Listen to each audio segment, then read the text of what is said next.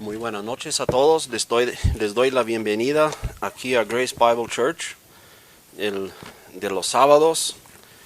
Para mí es un placer estar aquí en su presencia y espero que la misericordia de Dios nos acompañe esta noche. Muy bienvenidos todos ustedes. Yo tenía un sermón preparado para hoy en la tarde. Es como predicamos en serie, pero Dios de repente cambia los planes del hombre y gracias a Dios por eso. Quiero predicar un sermón que lo he predicado en otras ocasiones. Son pocas las ocasiones, pero ya hace unos años que no lo he predicado. Y es un sermón que primeramente nos hace ver quién es Dios. Nos hace ver quién es Dios. Pero también ese sermón nos hace ver quiénes somos nosotros. ¿Y quiénes somos nosotros, pecadores, que han pecado contra un Dios santísimo? O triple santo lo podemos decir. Santo, santo, santo. El Dios que creó los cielos y la tierra. Ante ese Dios hemos pecado y lo hemos ofendido. Y la pregunta que nos debemos de hacer es: ¿qué debe hacer un Dios justo con tal pecador que ofendió a su gloria? ¿Qué debe hacer un Dios justo? ¿Qué exigimos de un Dios, de un juez justo? ¿Qué exigimos? Cuando aprenden a un asesino y lo llevan ante el juez, ¿qué exigimos de ese juez? Que él juzga de acuerdo a la ley, ¿verdad? ¿Qué exigiríamos o qué exige todo el universo de un Dios santísimo? Es que haga justicia, ¿no? Eso es lo que queremos ver el día de hoy. Para ver si podemos empezar a comprender cuánto vale la gracia. Para que nosotros comprendamos cuánto vale de que Dios entregó su único Hijo. Y para que Él tomara nuestro lugar para que Él tomara el lugar cuando llega la condena al pecado, que Él se lanza ante el juez y Él toma la condena sobre Él y nos deja en libertad. Eso es lo que queremos ver. Pero para llegar a eso necesitamos ver que si somos inocentes, víctimas de un traidor que se llama Satanás, y nosotros somos como que si las víctimas capturados por él, o somos nosotros realmente los rebeldes y los que ofendemos directamente a Dios sin que interviniera Satanás. Tenemos que hacernos pensar en eso. ¿Siempre vamos a echar la culpa a Satanás? ¿O somos nosotros que también llevamos la culpa? Mira, si no fuera por el libro Romanos, habría muy poca gente entendiendo la gracia de Dios. Pero el libro de Romanos nos enseña tan claro, cómo Dios no invirtió su justicia, sino invirtió a quién castigar. Vamos a Romanos capítulo 1, versículo 18. Yo estoy leyendo de la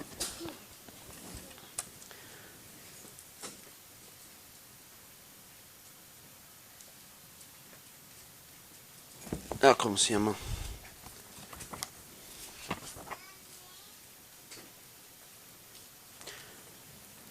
Yo estoy leyendo de la Nueva Biblia de las Américas, nomás para que tengan referencia. Romanos capítulo 1, versículo 18. Dice así: porque la ira de Dios se revela desde el cielo contra toda impiedad y justicia de los hombres, que con justicia restringen la verdad. Pero lo que de Dios, lo que se conoce acerca de Dios es evidente dentro de ellos, pues Dios se lo reveló y lo hizo evidente. Porque desde la creación del mundo, sus atributos invisibles, su eterno poder y divinidad se hacen visto con toda claridad, siendo entendidos por medio de lo creado, de manera que ellos no tienen excusa. En otras palabras, lo que nosotros podemos conocer de Dios, sin que alguien nos habla, sin que nos dicen, fíjate en Dios, las cosas que podemos conocer desde antes que nos hablan, es la creación del universo, es la creación del mundo, es todo lo creado, testifica de que hay un poderoso Dios que lo hizo todo, de tal manera que nosotros no tenemos excusa.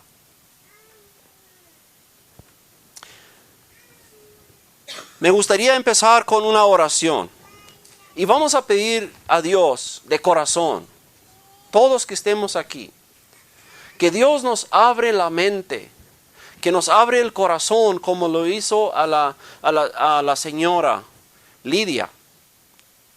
Porque dice en Hechos, Dios le abrió el corazón para que ella entendiera, para que ella escuchara a Pablo. Vamos a pedir que Dios nos abre la mente, nos abre el corazón para que nosotros entendamos lo que estamos leyendo.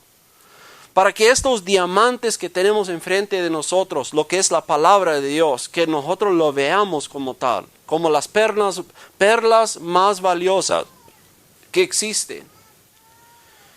Y que Dios use su palabra como Él prometió, que su palabra nunca va a regresar vacía.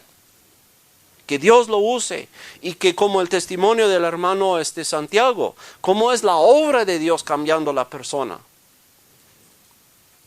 Esperamos que sea la obra de Dios esta noche, cambiándonos cada vez más y cada vez más, y que nos abre el entendimiento.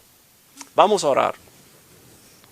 Eterno Dios y Padre, venimos ante tu presencia y te pedimos que nos tengas misericordia y que abres nuestras mentes y danos entender tu palabra.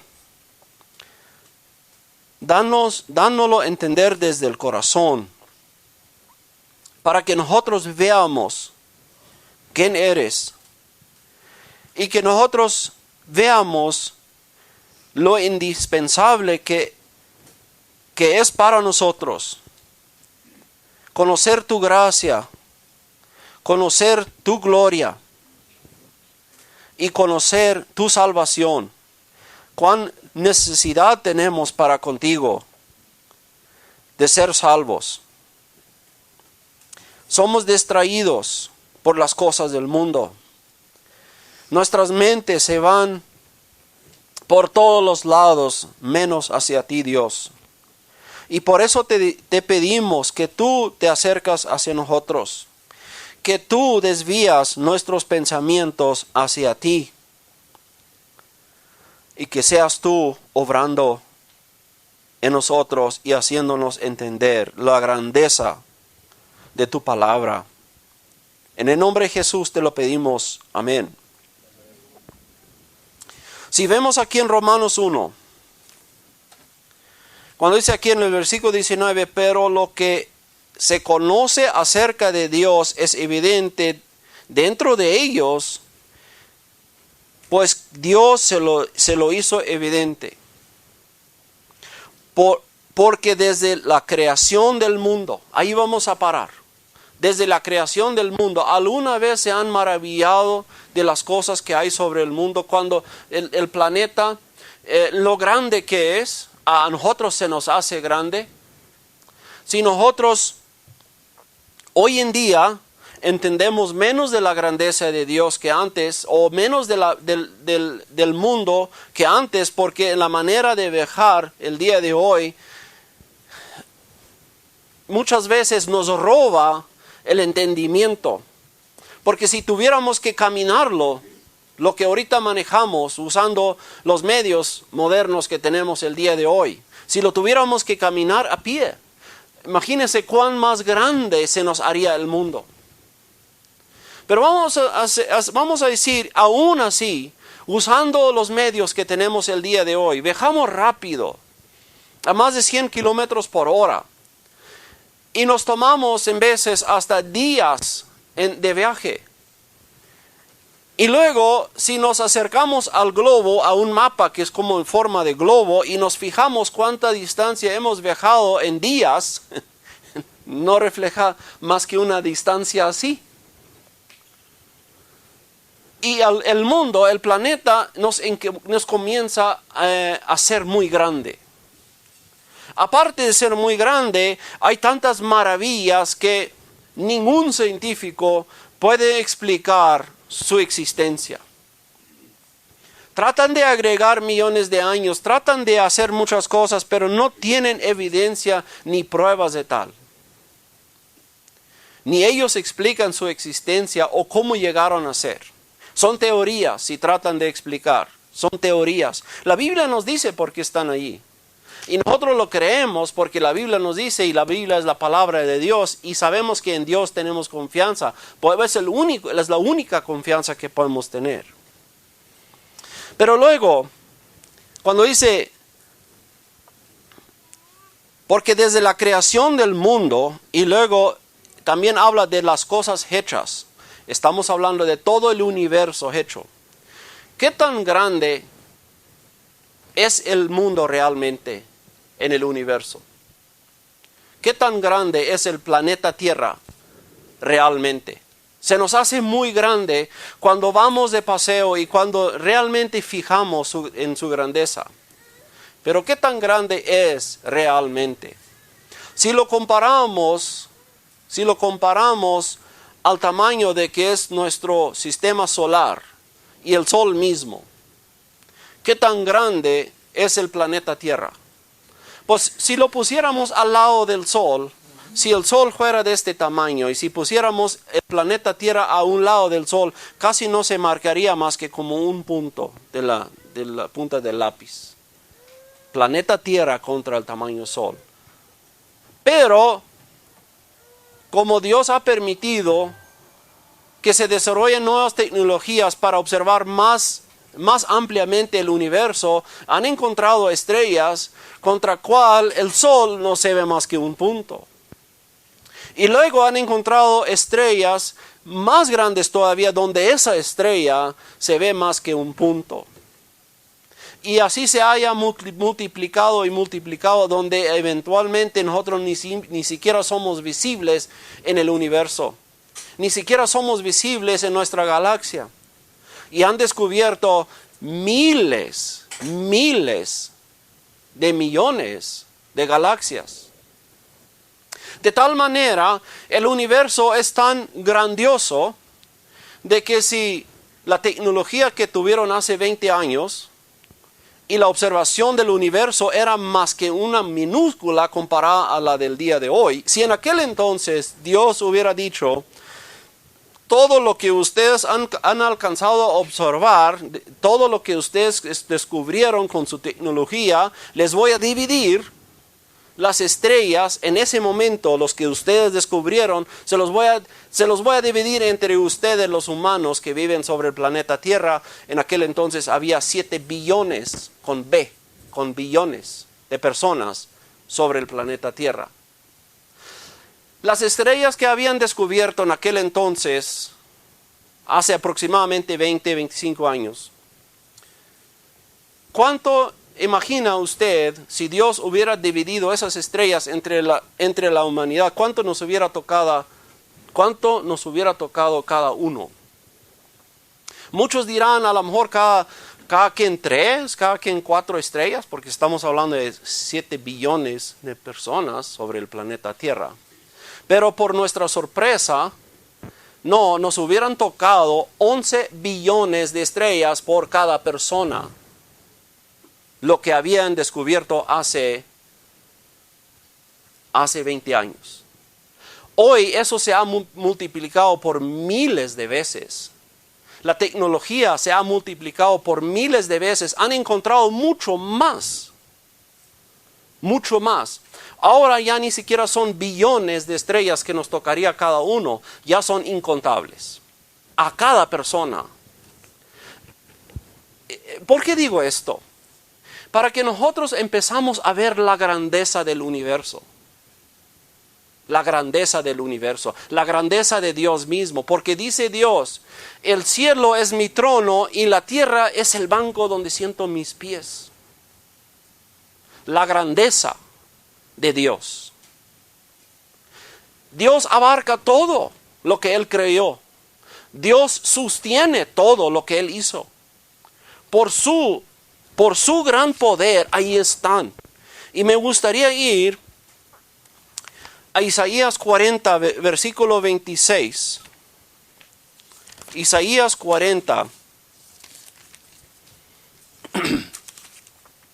Es muy importante que cada vez que nosotros nos atrevemos de hablar, que lo apoyemos con la palabra. Si no tenemos evidencia de palabra, vale más que no lo digamos. Porque podemos errar.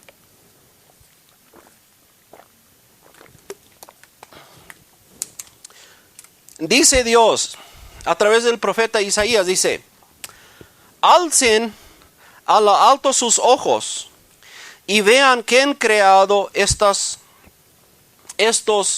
astros, o el astrónomo, la palabra que se podría usar, el universo. Levanten sus ojos y miran quién hizo todo eso.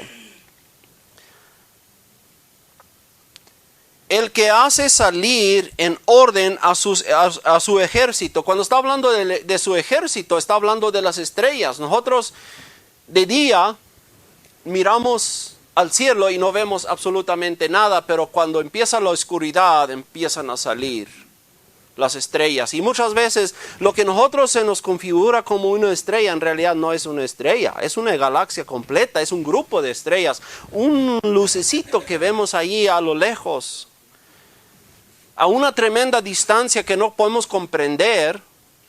Ahí está. Y a todos llama por su nombre, dice. Mira, les acabo de decir cuántas estrellas nos hubiera tocado a cada uno hace 20 años. Ahora han descubierto miles de veces más. Y Dios dice que Él las llama por nombre a cada uno de ellos. Y por la grandeza de su fuerza y la fortaleza de su poder no falta ninguno. Por la grandeza de Dios no falta ninguno de ellos, y Él las tiene marcado por nombre, sabe la identidad, sabe cada uno de los detalles.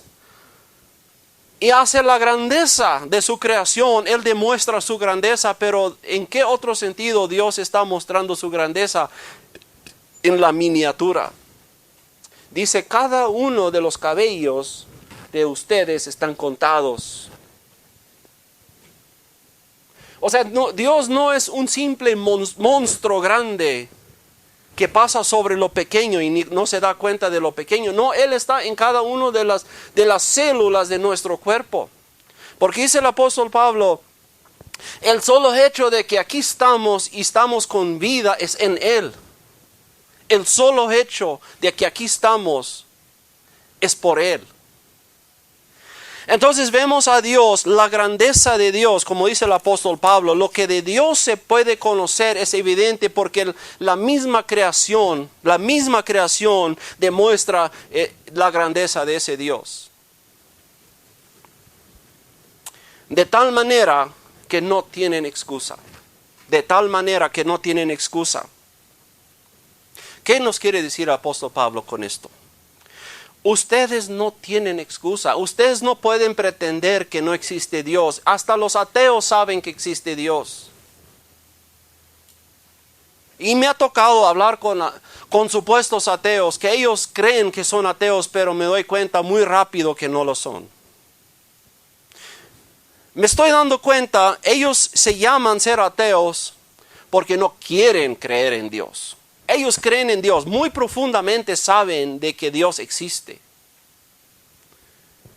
Pero el problema del hombre natural es que se tiende de rebelarse contra Dios. Porque tiene una enemistad en contra de Dios. Envidia, tiene una envidia contra Dios por su grandeza, porque el hombre tiende de ser Dios propio. Y el hombre natural tiende de bajar a Dios del trono y quiere sentarse sobre él. Pero Dios nos mostró su grandeza a través de la creación, de tal manera que no tenemos excusa. Sabemos que existe Dios, pero el apóstol Pablo va más adelante.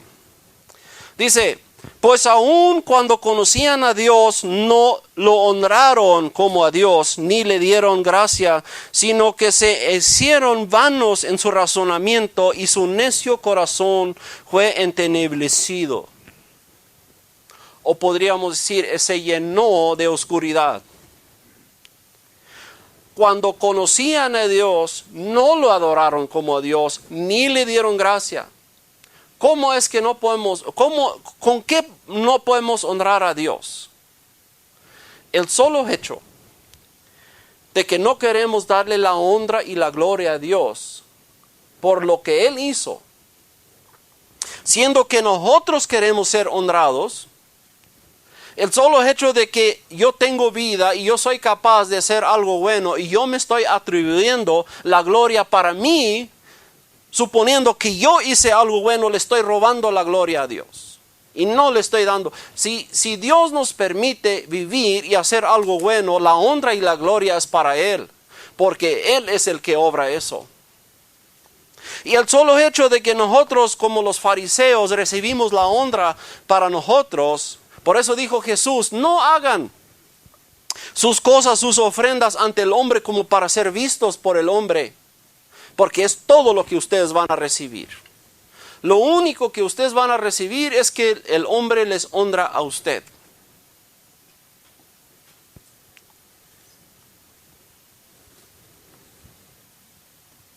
Dice, pues aunque cuando conocían a Dios, no lo honraron como a Dios ni le dieron gracia, sino que se hicieron vanos en su razonamiento.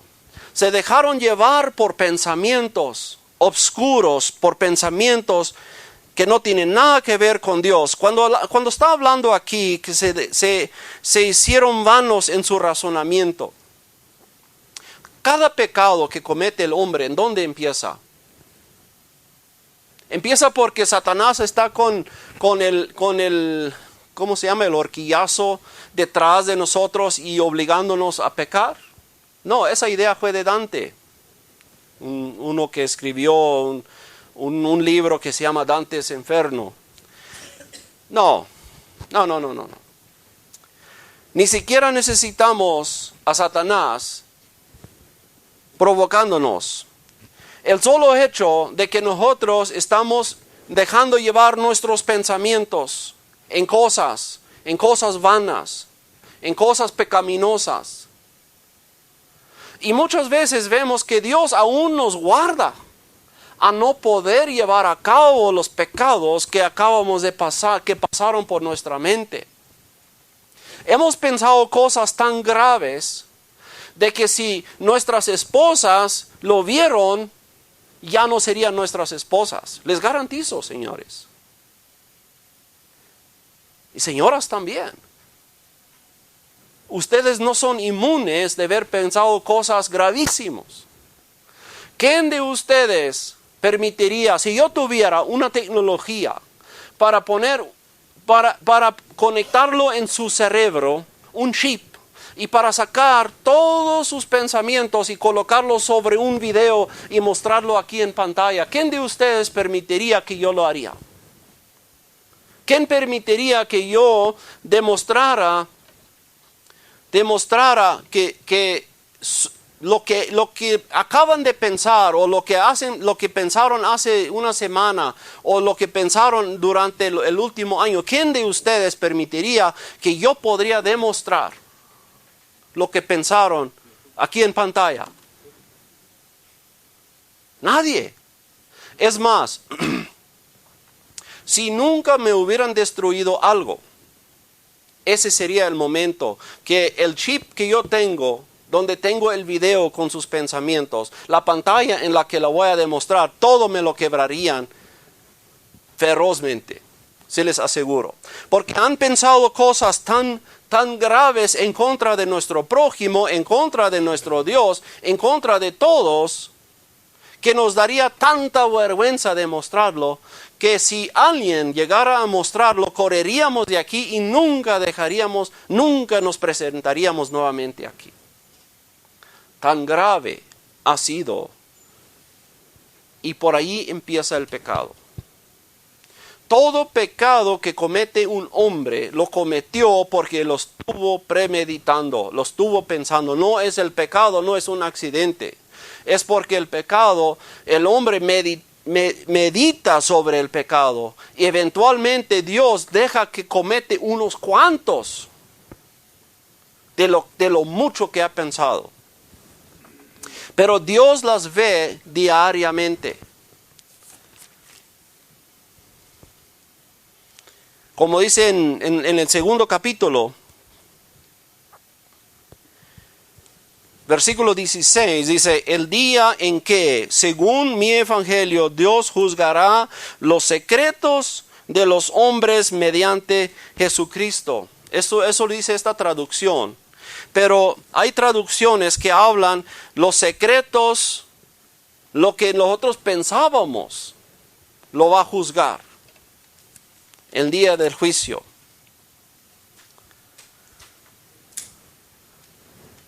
De esa manera, el hombre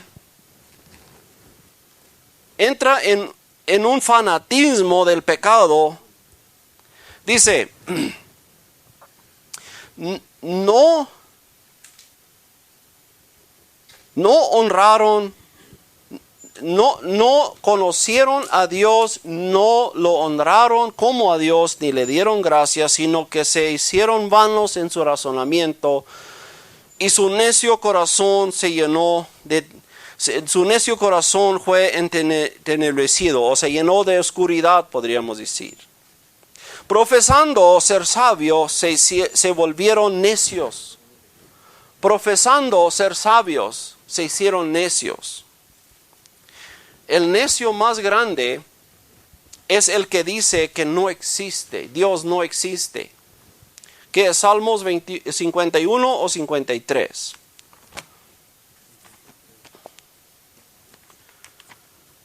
Salmos 53.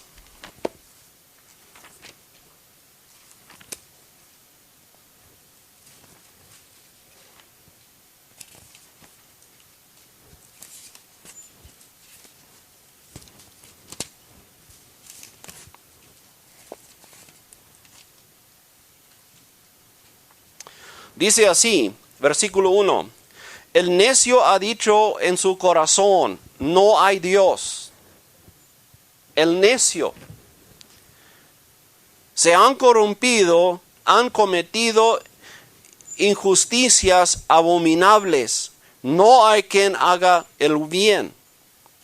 Dios ha mirado desde los cielos sobre los hijos de los hombres para ver si hay alguien que entienda, alguien que busque a Dios. Dios está mirando para ver si eventualmente no hay alguien que anda buscando a Dios.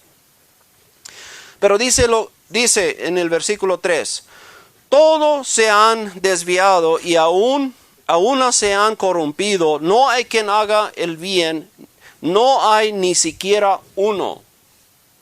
Pero a lo que iba aquí en Salmo 53 es esto: el necio dice en su corazón, no existe, Dios no existe. Es el necio. Y aquí Pablo dice, profesando ser sabio, se volvieron necios. El solo hecho de que nosotros creemos que nosotros podemos darle consejo a Dios, o que Dios depende de nosotros, yo me volví ser necio. Porque por cuestiones de tiempo no podemos ir a todos los pasajes, pero también allí mero en Isaías 40, cuando Dios pregunta con quién Dios hizo consejo, con quién se juntó para entender, quién le dio instrucciones, quién le enseñó algo a Dios. Nadie. Dios es todo sabio, Él sabe todo y Él no depende de nuestra sabiduría, porque nuestra sabiduría no es nada para Él. Y aquí la persona que profesa ser sabio se hace el necio más grande. Dice, cambiaron la gloria de Dios incorruptible por una imagen en forma de hombre corruptible, de aves, de cuadrúpedos y de reptiles. En vez de adorar a Dios, en vez de honrarle al Dios verdadero, el Dios que creó los cielos y la tierra, el hombre se ha inventado un Dios en su propia mente, y ese Dios que él inventó en su mente, el hombre tiende de adorar. Isaías 46 habla muy claro de eso. Isaías 46. En realidad empieza en el versículo 5, pero a donde quiero llegar es el versículo 6 y 7. ¿A quién me asemejarán? ¿Me igualarán o me compararán? Para que seamos semejantes. O sea, esto es una pregunta que Dios hace. ¿Con quién hacen semejanza para poder decir Dios es como tal o Dios es como tal? ¿Con quién hacen semejanza? ¿Con quién hacen semejanza? Me gustó de un predicador que lo puso así. ¿Quién es más semejante a Dios? ¿La querubina más grande, más gloriosa ante el trono de Dios, o un gusano aquí sobre la tierra? ¿Quién es más semejante a Dios? Y nosotros por default, por la humanidad que está en nosotros, podríamos decir, no, pues la querubina obviamente es más semejante a Dios. No, ninguno. Porque si la querubina fue más semejante, ya hemos comparado a Dios contra algo. Pero no, ninguno. Ni la querubina, ni el gusano, ni nadie hace semejanza. ¿Quién es Dios?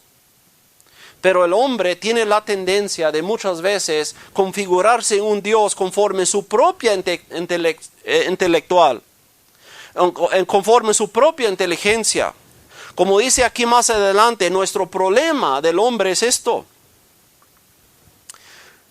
Los que derrochan el oro de la báscula y pesan la plata sobre la balanza, pagan a un... Déjame leer este versículo nuevamente.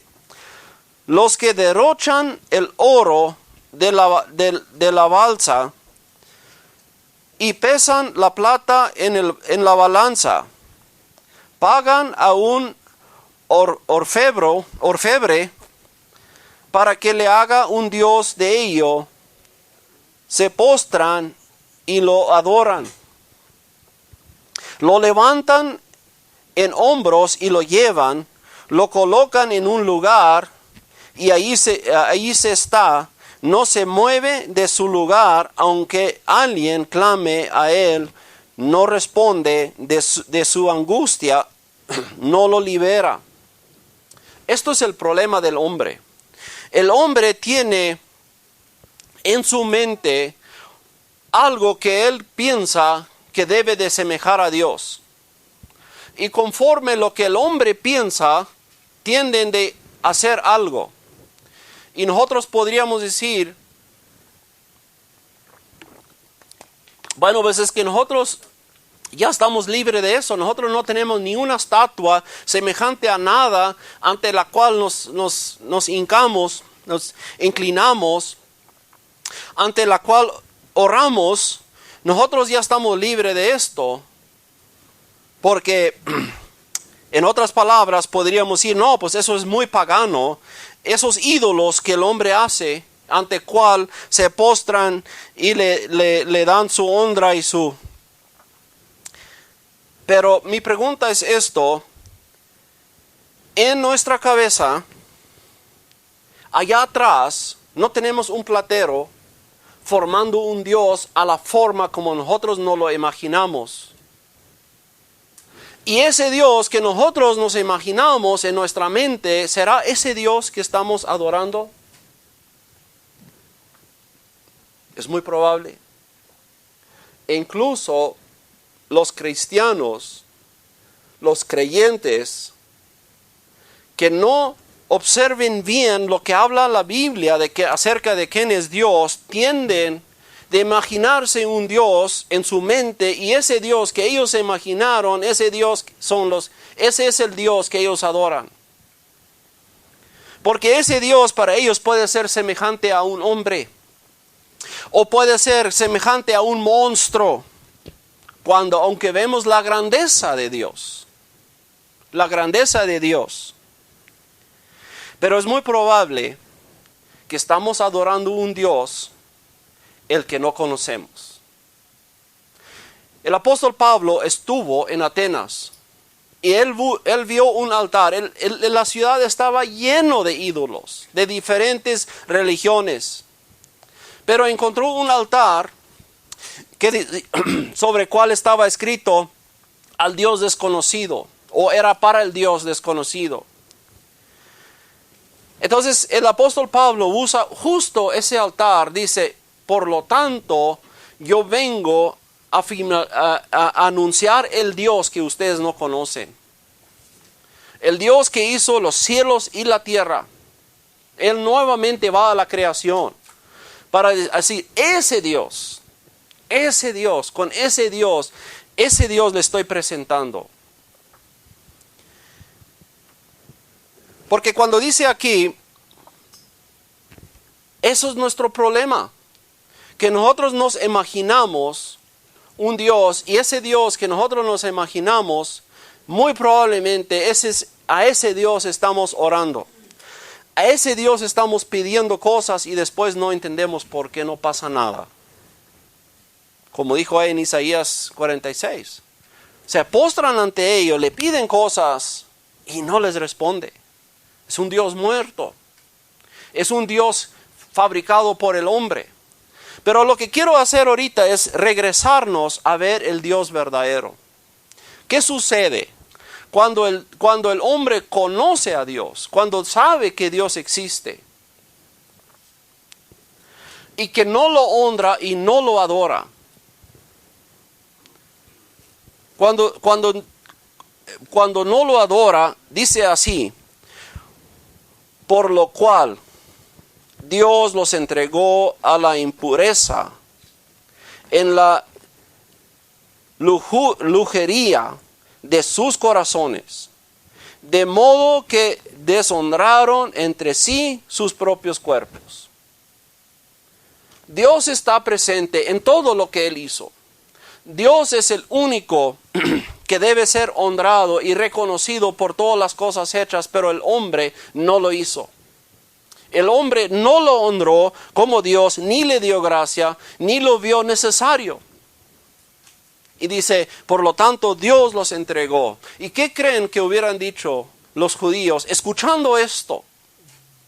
los judíos hubieran aplaudido a Pablo y hubieran dicho, es justo lo que esos gentiles necesitan escuchar, es justo, esos idólatras, esos paganos, ellos deben de escuchar eso. Ahí está. Pero luego se voltea Pablo a los judíos y dice, ustedes están igual. Ustedes están igual. Dice, porque aquí en el versículo 2 está, por lo cual no tienes excusa, oh hombre.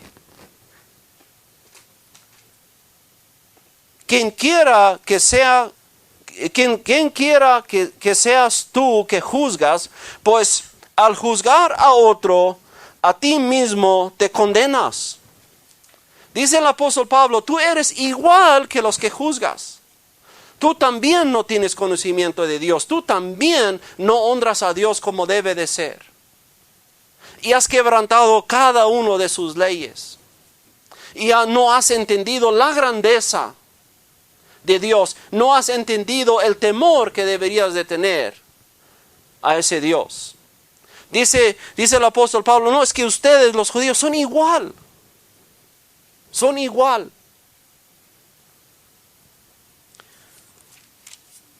Y está empezando a condenar a todos juntos. El apóstol Pablo nos avienta todos en una sola canasta. Todos nos condena ante un juez. El apóstol Pablo aquí es como un procurador que monta evidencia tras evidencia tras evidencia de la culpabilidad que está en cada uno de nosotros y lo presenta ante el juez de la tribuna. De tal manera que todos somos marcados como incrédulos, como infieles. Como dice aquí en capítulo 3 está sumando el apóstol Pablo a cada uno de las tribus de la tierra. Dice aquí en versículo 9, entonces ¿qué? ¿Somos nosotros mejores que ellos? Él está hablando de las idólatras, de los infieles, de los que no honran a Dios, de los que no conocen a Dios. Y si estudiaran Romanos capítulo 1 más profundamente, por cuestiones de tiempo no vimos todos, pero ahí está, es inexplicable de la gravedad del pecado a donde llega una persona cuando Dios lo deja ir. Cuando Dios ya no lo guarda. Y luego asuma a los judíos al mismo pecado. Dice, entonces, ¿qué? ¿Somos nosotros mejores que ellos? Dice, de ninguna manera. Porque ya hemos denunciado que tanto judíos como griegos están bajo el pecado. Como está escrito. Y aquí el apóstol Pablo se vuelve a las escrituras antiguas. Como está escrito. Dice, no hay justo ni aún uno. No hay justo. No hay quien entienda, no hay quien busca a Dios. Todos se han desviado y aún se hicieron inútiles. No hay quien haga lo bueno, no hay ni siquiera uno. Sepulcro abierto es su garganta, engañan de continuo con su lengua. Veneno de serpientes hay bajo sus labios. Llena está su boca de maldición y amargura. Sus pies son veloces para derramar sangre. Destrucción y miseria hay en sus caminos. Y la senda de la paz no han conocido. No hay temor de Dios delante de sus ojos. No hay temor de Dios delante de sus ojos. Me gustó el testimonio del hermano Santiago, que cuando Dios hizo el cambio en su vida es cuando entró en un temor a Dios. Cuando empezó a ver quién es Dios.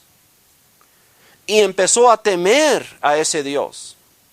Pero el necio que dice que no, Dios no existe, obviamente tampoco tiene temor. Si yo usara un ejemplo muy fuera del rango de la escala, Yo lo compararía con alguien burlándose de un león. Un león que está dormido dentro de una jaula y el hombre burlándose del león se mete en la jaula y se burla y anda jugando con la cola burlándose del león. Porque el león ahí está dormido.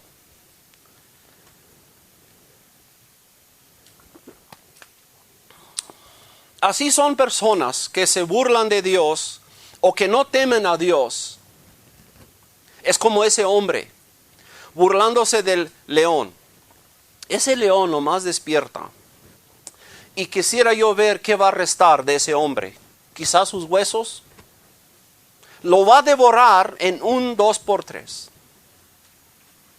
El mismo león del cual él se burló, lo va a devorar en un así. Así son las personas que no temen a Dios. Están jugando con su gracia, con su paciencia, día con día, día con día. Dios, su paciencia, llamándolos, demostrando su grandeza en la creación, llamándonos, vengan hacia mí, arrepiéntense, creen en el Evangelio. Y la persona que no quiere es como esa persona jugando con la cola del león. Pero si paráramos aquí, el apóstol Pablo está ante el tribunal y está presentando todos los casos, todos nuestros casos ante el juez en la tribuna. ¿Cómo terminaríamos? ¿Cómo terminaríamos? ¿Será que nosotros terminaríamos condenados al momento? No necesitaríamos una segunda audiencia. Porque la evidencia se ha montado una evidencia tras otra, sobre otra, sobre otra, sobre otra, de tal manera que es sin duda estamos ante la tribuna culpables. Y de esa manera el apóstol Pablo nos presenta, pero nos presenta de tal manera es que nosotros somos culpables ante el trono de Dios. Y ahora si despertamos y dijéramos, bueno, pues es que de aquí en adelante voy a empezar a portarme mejor. De aquí en adelante voy a enderezar mis caminos, ¿verdad? A ver si puedo corregir el daño. ¿Cómo nos iría ante el tribunal? Si nosotros fuéramos el asesino, que hubiéramos matado a toda una familia y nos llevan y toda las pruebas y las evidencias ahí están. Y que nosotros dijéramos al juez, bueno, señor juez, es que es nomás una vez maté a una familia, pero de allí en adelante ya no lo vuelvo a hacer. Buena suerte con eso. Buena suerte.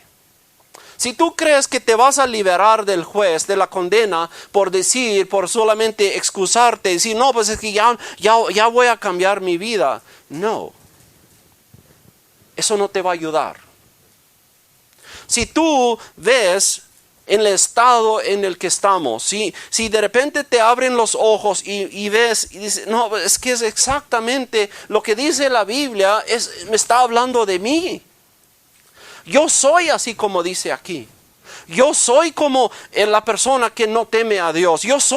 No tengo nada de bueno, yo no puedo presentar nada bueno ante Dios. Si empiezo a ver eso, y si yo digo, bueno, de aquí en adelante voy a comportarme mejor, voy a enderezar mi vida. Pero ¿qué dice el apóstol Pablo al respecto?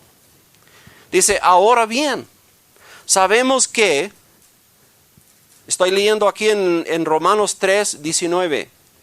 Ahora bien, sabes que cuanto dice la ley, lo dice a los que están bajo la ley, para que toda boca se calle y todo el mundo sea hecho responsable ante Dios. Si yo quiero justificarme ante Dios, oye Dios, pero yo no fui uno de los peores. Había gente mucho peor que yo. Yo nunca maté a nadie. Yo fui buena persona, pero se olvidan del chip, de nuestros pensamientos, que se va a presentar como que si fuera una pantalla Y tú dices que yo soy una buena persona, es que yo nunca he matado a nadie. ¿Con quién te estás comparando para definir qué es bueno? ¿Acaso una persona que es peor que tú? ¿Dónde es el estándar para medirnos qué es bueno? ¿O cuál es el estándar? Mira, si el estándar es aquí a nivel humano, claro que sí, hay diferencias. Pero ¿qué tal si el estándar de ser santo y perfecto para llegar al reino de Dios es Dios mismo? ¿Qué tal? ¿Qué tal si el estándar para llegar al reino es perfección? Es ser perfecto. ¿En dónde queda nuestra jactancia? ¿En dónde queda el hecho de que yo fui buena persona y por lo tanto Dios me va a dejar entrar al reino? No. Yo ya vi de que el apóstol Pablo nos anunció en qué estado estamos ante el trono de Dios, y estamos condenados ante el trono de Dios. Porque hemos hecho suficientes pecados de que si Dios fuera justo, Él nos diera exactamente lo que merecemos, y es condenación eterna. Aunque yo quisiera corregirlo, aunque yo quisiera ahora sí de aquí en adelante vivir una vida mejor. Pero ¿qué dice el versículo 20? Dice, porque por las obras de la ley ningún ser humano será justificado delante de Él. ¿Es claro eso? Porque por las obras de la ley ningún ser humano será justificado delante de Él. No podemos de aquí en adelante, ya que hemos pecado, no podemos hacer cosas suficientemente bien como para con eso calmarnos la ira de Dios. Como dice Isaías en capítulo 64, nuestra justicia son como trapos podridos ante los ojos de Dios. Es lo mejor que nosotros podemos ofrecer ante Dios son como trapos podridos. Dice, pues por medio de la ley viene el conocimiento del pecado. Si yo quiero de aquí en adelante cumplir la ley y vivir conforme a la ley, en primer lugar no voy a poder. No tengo ni la manera cómo hacerlo. Es imposible. Por eso Jesús usa el ejemplo del camello y el ojo de una aguja. Cuando habla del hombre que se justifica por sus buenas obras, él piensa que él es buena persona. Y probablemente fue buena persona ante la visión del hombre, pero comparándose con Dios no era nada bueno.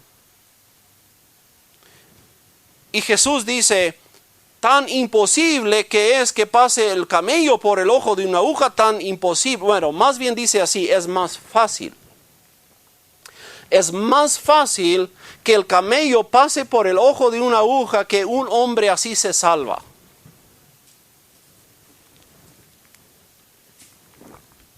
¿Cuál era el problema de ese hombre? El problema de ese hombre era que él pensó que él era bueno. Él pensó de que él era capaz de hacer algo suficiente bueno como para ser salvo. Y Jesús se lo demostró muy claramente que él no tenía la capacidad de salvarse. Y lo comparó con el camello y el ojo de una aguja para que los mismos discípulos decían, oye, entonces, ¿quién se puede salvar? Entonces tú no lo hiciste imposible. Pues claro, siempre ha sido imposible, no más que ustedes nunca lo vieron. Es imposible que un hombre se salve con sus propias obras. Aquí dice muy claro, no me estoy inventando nada, estoy simple y sencillamente leyendo la palabra de Dios. Dice, porque por las obras de la ley ningún ser humano será justificado delante de él. ¿Delante de quién? Delante de Dios. Pues por medio de la ley viene el conocimiento del pecado. Si queremos usar la ley es la que realmente nos condena. Entonces, si pararíamos aquí, si yo concluyera el sermón en este momento y les mandara a casa, ¿con qué esperanza van? Condenados, todos, ¿no? Porque ¿quién es bueno? ¿Quién puede demostrar de que yo soy bueno y por lo tanto Dios me va a aceptar en su reino? No les puedo dejar en este estado. Les he mostrado quiénes somos desde la naturaleza del hombre, pecaminosa, ninguno bueno, ninguno buscando a Dios. Pero ¿qué es? Después de todo eso, ¿qué buena noticia tenemos? Porque ahorita nomás hemos visto mala noticia. Dice el apóstol Pablo, ¿y por qué lo hace así? El apóstol Pablo se está asegurando que todos se sientan perdidos antes de proclamarle la buena noticia. Si estuviéramos viviendo en un país de primer mundo y somos de los más ricos en esa zona y estamos en un parque que parece como un paraíso y allí nacimos, no conocemos algo más abajo de eso. Y ahí tenemos un carne asada, estamos viviendo una vida de los más altos que podemos imaginarnos. Y si en ese momento yo llego corriendo y digo, somos salvos, estamos libres, y es todo lo que ustedes conocen, es completa libertad y hacen lo que quieren, y nunca se han sentido condenados en ningún lugar, me van a ver como un loco, ¿no? Me van a decir, ¿de cuál fumó, no? O como dice el hermano Santiago, o sea, ¿qué trae? ¿Qué trae ese hablando con Dios? O sea, ahora sí, ¿de cuál fumó? Mira, si nosotros no vemos nuestro pecado, si no vemos nuestro estado ante Dios, por más que les proclamamos la buena noticia, no lo entendemos ni sentimos la necesidad. Y yo llego donde están en su parque, están como en un paraíso, y yo digo, estamos salvos, tenemos suficiente comida, y es todo lo que conocen, siempre han tenido suficiente comida. Me van a decir, ¿y eso qué? ¿Y eso qué?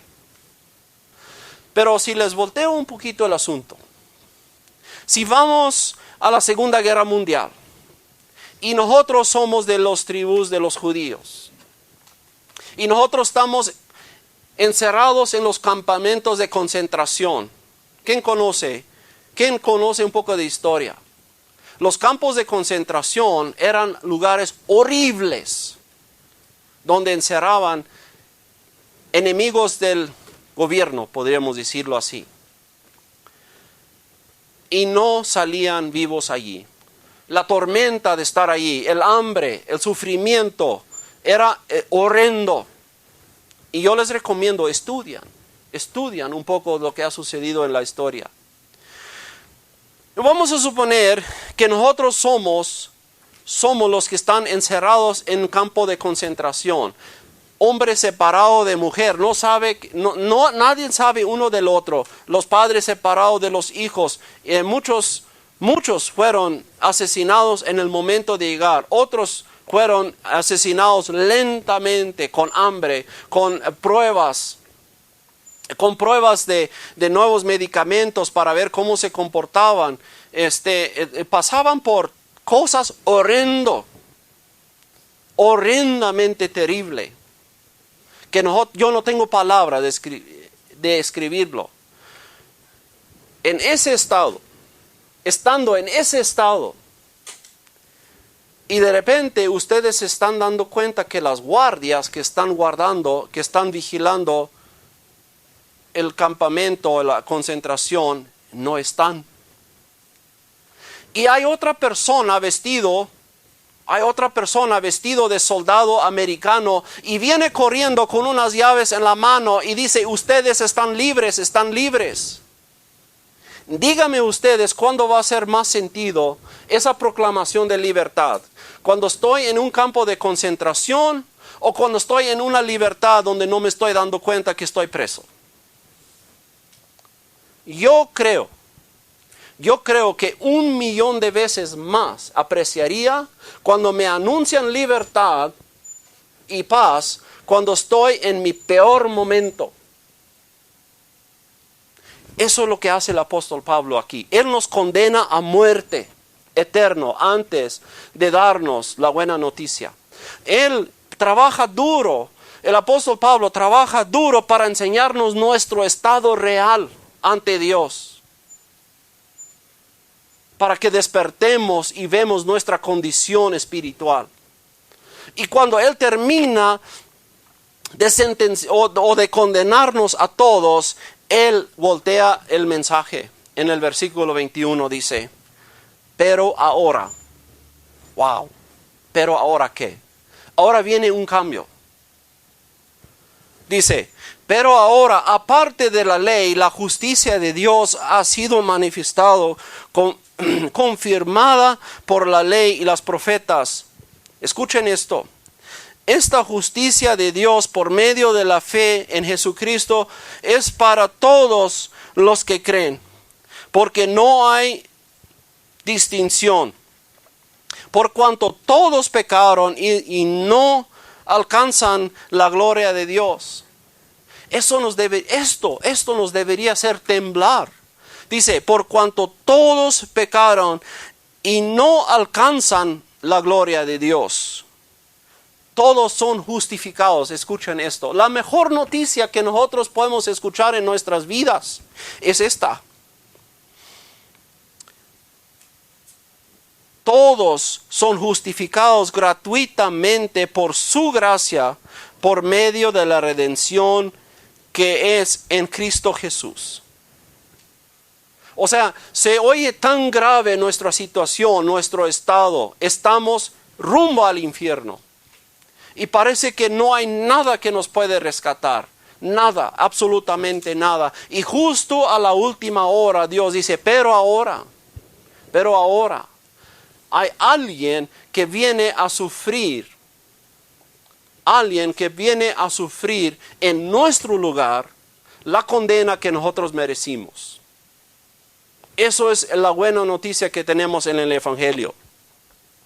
Pero si no entendemos lo perdido que estamos sin Jesucristo, nunca vamos a entender el Evangelio. Si no entendemos nuestro estado espiritual sin Jesucristo, nunca vamos a poder apreciar el verdadero Evangelio. No lo entendemos, no nos hace sentido. Es como en 1 Corintios 1:18 dice el apóstol Pablo, para los que se pierden, la palabra de la cruz o la palabra del Evangelio es una locura. O sea, se burlan de ello, no tiene sentido. Dice, pero para nosotros, los que somos salvos, es el poder de Dios. Para nosotros, los que están salvos, es el poder de Dios.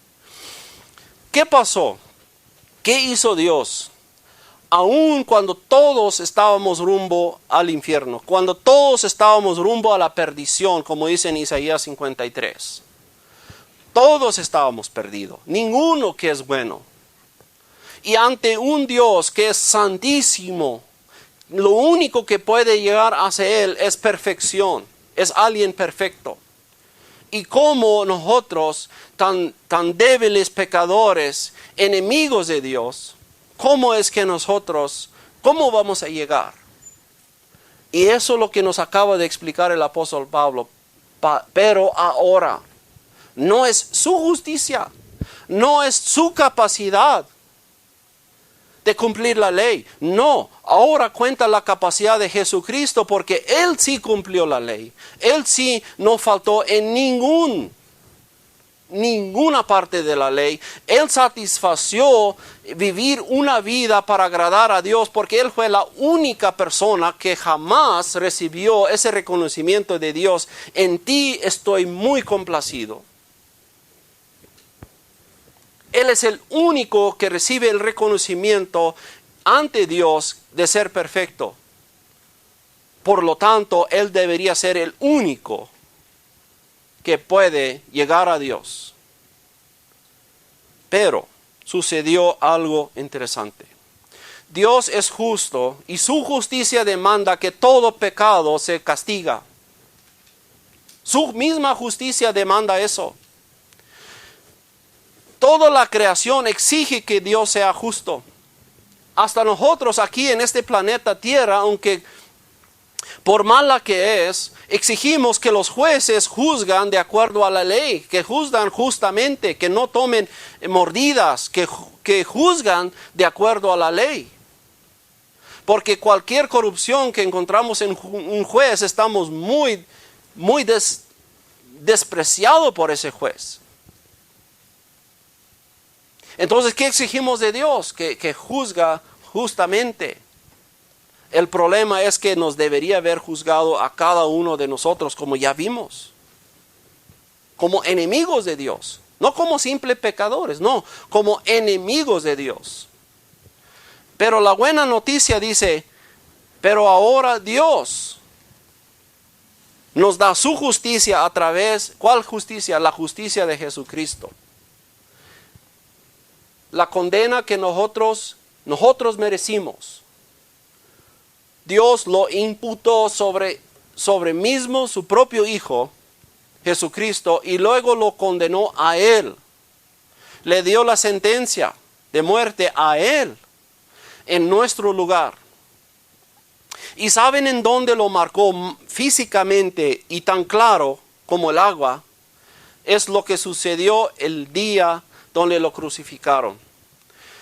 Hay un hombre mencionado en la Biblia, hasta por nombre, y era de los asesinos o era de los delincuentes más graves que tenían en ese momento en la cárcel, que se llama Barabás. ¿Quién todos? Levanten la mano, ¿quién está familiarizado con esa parte? Donde tratan de sentenciar a Jesús a muerte, pero el gobernador tenía la costumbre de poner en libertad a una persona encarcelada una vez al año. Cuando los judíos tenían la fiesta, él tenía la costumbre de liberar una persona en las fiestas.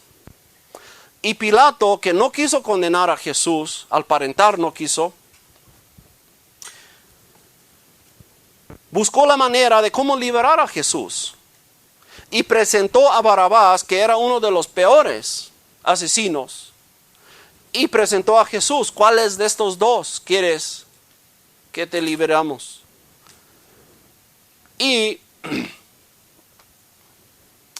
todo el mundo gritó que liberara a Barabás y que crucificaran a Jesús. Pensamos que fue la culpa del hombre condenando a Jesús, y fue la culpa del hombre exigiendo que se liberara el asesino. Pero aún así que el hombre tiene culpa, todo esto fue programado por Dios que así iba a suceder. Pero quiero irme un poco más profundo, no a la mente de Jesús, sino a la mente de Barabás. ¿En qué estado estuvo? ¿En qué estado estuvo Barabás en la cárcel? Siendo él el peor asesino, el más notorio de todos, que lo más seguro es que a él le tocaba la pena de muerte. Ahí está en la cárcel, sentenciado ya a muerte. Vamos a ponernos en la mente de este mismo Barabás. ¿Qué pasaría con nosotros si nosotros estuviéramos en la cárcel? Sabiendo de que próximamente, lo más seguro es que ahorita mismo o en unos cuantos días me van a sentenciar de muerte, pero no va a ser cualquier muerte. No me van a dar un tiro en blanco para acabarme rápido. No. La forma como sentenciaban era torturoso, era muy doloroso. Torturaban a la persona hasta el punto donde ya no se notó como una persona.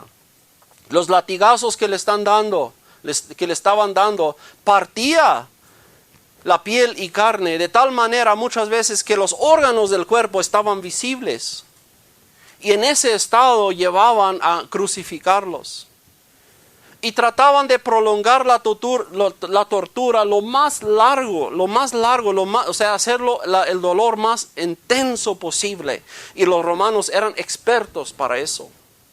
Imagínese usted, este Barabás sabe todo eso, lo que le va a suceder. Él sabe todo eso.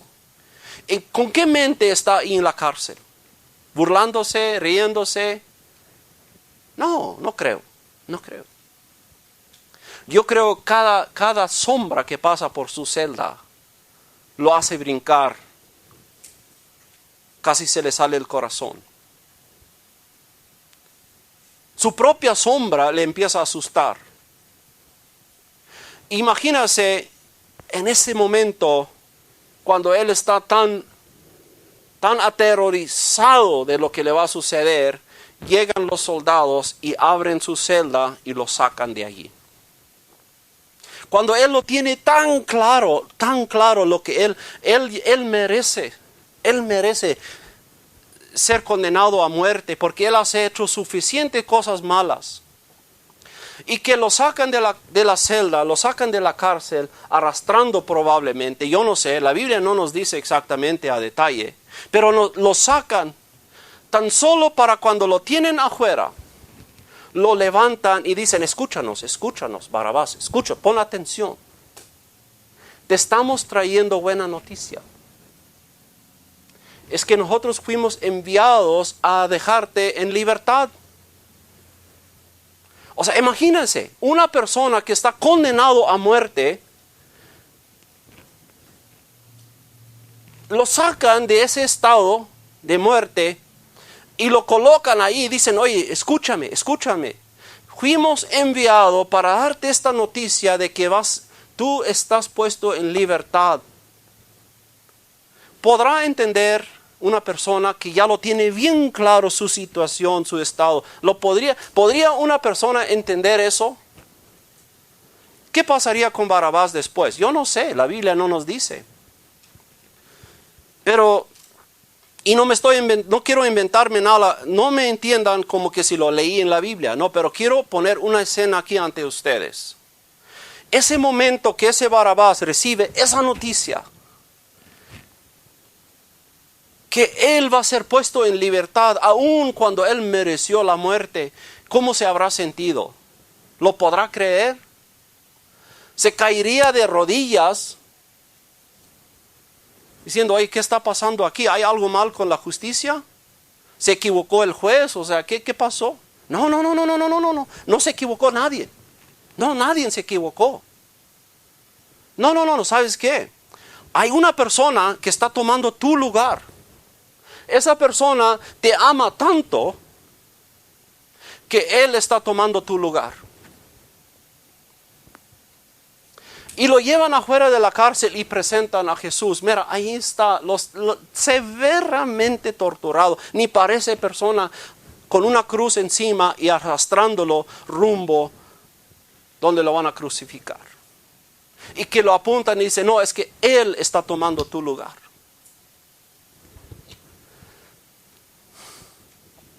¿Qué pasaría por la mente de ese Barrabás? ¿Qué pasaría? ¿Pero quién hace esto? ¿Quién puede tener un amor tan grande de que está dispuesto a dar su vida por mí? ¿Saben qué? Jesús tiene un amor tan grande de que Él no solamente va a dar la vida por nosotros, Él ya lo dio. Él ya lo dio. Él satisfació la ira de Dios que estaba por venir encima de nosotros. Y Jesús es el que intervino. Y Dios lo marcó ahí tan claro con esa escena de Jesús y Barrabás. Y cómo Dios invierte la cadena, la condena.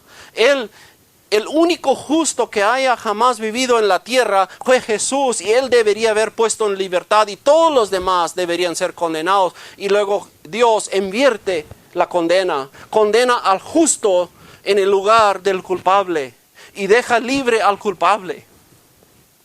Eso es la buena noticia, eso es el evangelio, que todos los ángeles en el cielo están maravillados, como dice el apóstol Pedro.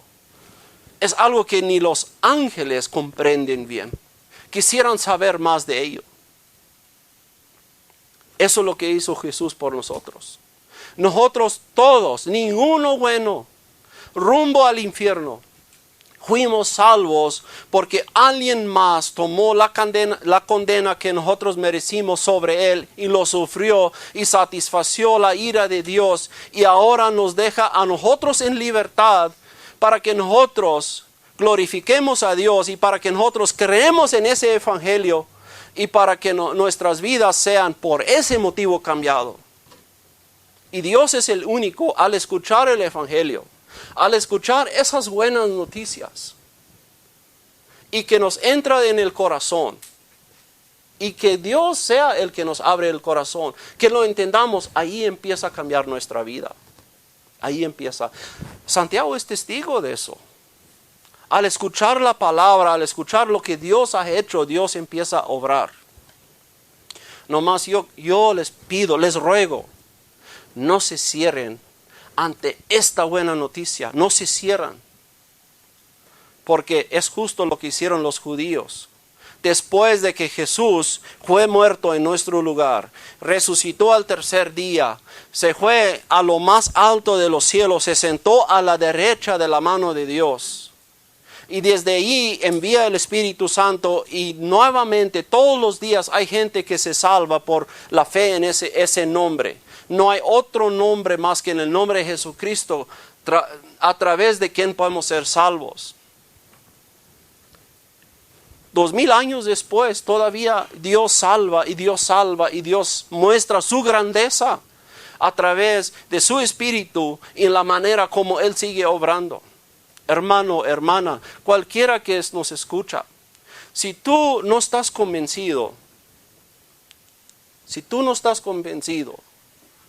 que Jesús murió por ti, pídale a Dios, ruégale a Dios para que te abra la mente y sepas qué significa esta buena noticia.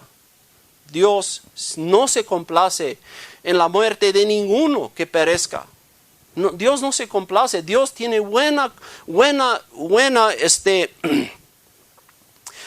intención para cada uno de nosotros. Él no se complace con la muerte de cualquier persona que no cree y se pierda.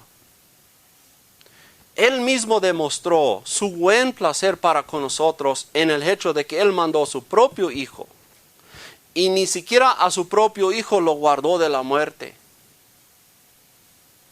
¿Para qué? Para que ustedes no lo sufrieran. Para todos los que creen no lo sufrieran, más que tuvieran vida eterna. Eso es la buena noticia. Pero ¿por qué tenemos que entender nuestro estado de depravacidad, de nuestro estado perdido? Porque si no entendemos eso, no vamos a entender el valor del Evangelio. Hay gente que no entiende su estado verdadero y piensan ser salvos. Pero cuando buscas un poco más profundo, cuando exiges un testimonio de ellos, no es como un testimonio del hermano Santiago, es un testimonio vacío que no significa nada. ¿Por qué? Porque nunca han sido malas personas. Pero la persona, en otras palabras, una vez un pastor me dijo, si tú quieres llevar a alguien a salvación, haz que se pierdan primero. Haz que se pierdan primero, que se sientan perdidos primero. ¿Para qué? Para que saben qué es ser salvo. Toda persona que realmente ha sido salvo va a reconocer en qué estado estuvo. Porque Dios es el que abre la mente, Dios es el que nos da el entendimiento de nuestro estado. Y cuando empezamos a confiar lo que la Biblia dice, eso es una obra de Dios, que Dios nos abre la mente. Y quiero cerrar con esto. Esa noche, cuando lo dejaron en libertad, ¿en qué estado habrá llegado a casa? ¿Su familia lo esperó en casa? No sabemos. Pero vamos a inventarnos un escenario. Ahí está Barrabás, puesto en libertad. Y él va caminando rumbo a casa pensando, pues, ¿qué me acaba de suceder? ¿Esto es un sueño? Y se anda viendo a ver si esto es real o si estoy viviendo esto. Y conforme como va avanzando, él llega a la casa de su familia y su familia en shock. Oye, ¿cómo saliste de la cárcel? ¿Cómo te atreves? No, espérate. No, es que los soldados me sacaron de allí y me pusieron en libertad. Pero, ¿cómo? O sea, ¿tú tienes sentencia de muerte? Sí, lo tuve. Pero déjame les digo, había un hombre allí. Yo no he visto. Yo no sé cómo es esto posible, pero ese hombre, dicen los soldados que él me ama tanto de que él tomó mi lugar. Y él ahorita está muriendo por mí. Él está en la cruz. O sea, yo no sé qué escena tuvieron en la casa. ¿Dormirá el Barrabás esa noche? ¿Podría olvidar el momento? 20 años después, todavía podría verse olvidado de ese momento donde se salvó su vida. No. Ese Barrabás jamás puede olvidar ese momento. Porque cuando tú tienes la muerte ya enfrente de ti y se salva, tú ves que sí estabas por morir. Y por la gracia de Dios aquí estás con vida. No lo olvidas. Nunca lo vas a olvidar. Que no nos olvidemos de lo que Cristo hizo por nosotros. Amén. Vamos a cerrar con oración. Eterno Dios y Padre, venimos ante ti como pecadores, como personas merecedores de tu ira, del infierno eterno. Gracias a Dios por vernos dado tu Hijo. Gracias porque era tu voluntad de que Él sufriera en nuestro lugar. Y nosotros aquí estamos salvos por Él. Eso fue tu idea, Dios, no la de nosotros. Dios, tú lo querías hacer para engrandecer a tu nombre y ahora te pido que ayúdanos a difamar, a hacer famoso tu nombre en todas las naciones, a hacer grande tu nombre, a hablar grande de ti y de lo que tú has hecho. Dios, solamente por tu honra y tu gloria lo haces. Y te pido, aunque somos gusanos, arrastrándonos aquí en el suelo, úsanos conforme tu voluntad, a manifestar tu grandeza en la salvación. Y para que cada vez podamos escuchar más y más testimonios de cómo salvas y cómo tú liberas de condenación a cada uno. Dios y Padre nuestro, tú solamente te agradas por haber hecho lo que tú haces. Y te pido que llames a más y a más personas. Y danos fortaleza para difundir tu nombre en todas las partes donde vayamos. Y proclamamos el verdadero evangelio. Y guárdanos de que nosotros nos avergoncemos de ese evangelio. Porque sabemos que es la única poder para salvación. Es lo único que tú has puesto. Y por eso te pido que seas tú con tu Espíritu obrando en cada uno de nosotros. Y nos revelas más, cada vez más, de tu gloria y de tu honra. En el nombre de Jesús. Amén.